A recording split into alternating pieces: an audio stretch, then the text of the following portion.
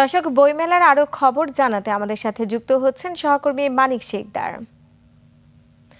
মানিক, আপনি নিশ্চয়ই আমাকে শুনতে পাচ্ছেন। আপনি তো রয়েছেন বইমেলা প্রাঙ্গণে। তো এই মুহূর্তে ছুটির দিনে বইমেলায় লোক সমাগম ও বেচাকেনা কেমন দেখছেন? আপনার কাছে সবশেষ কি তথ্য রয়েছে, বিস্তারিত আমাদের জানান।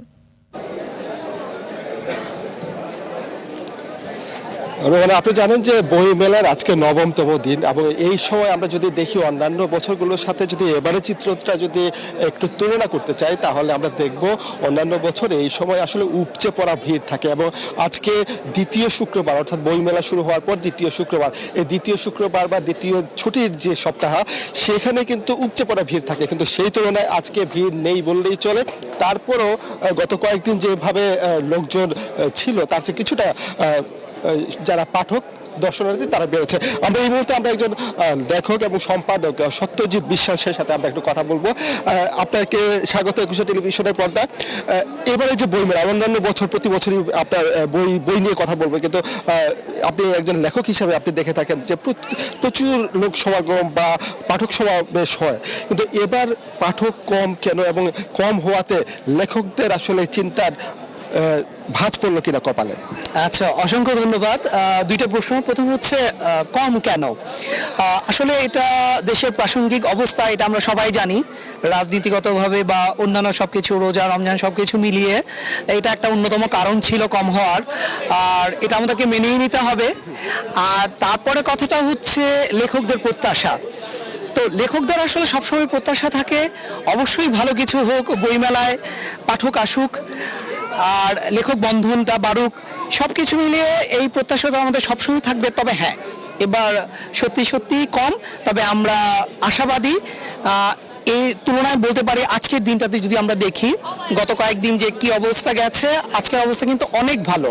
তো সে তুলনায় আমরা আশা করি সামনে যে দিনগুলোতে আসছে বইমেলা আরও সুন্দর হবে, লেখক বন্ধন, পাঠক বন্ধন এবং আমাদের প্রকাশকদের সাথে সবার সাথে মেলবন্ধনটা অনেক ভালো হবে। এবার আপনার কি বই আসলো বা বইয়ের আসলে বৈচিত্র্য কতটুকু আসলো এবারে মেলা?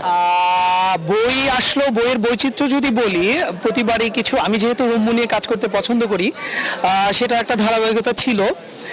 দুইটা বই এসেছে রম্য জোকস এবং আমাদের আইডিয়া কন্টেন্ট নিয়ে, আর একটা বই এসেছে একটু ব্যতিক্রম, এটা হচ্ছে বাচ্চাদের নিয়ে।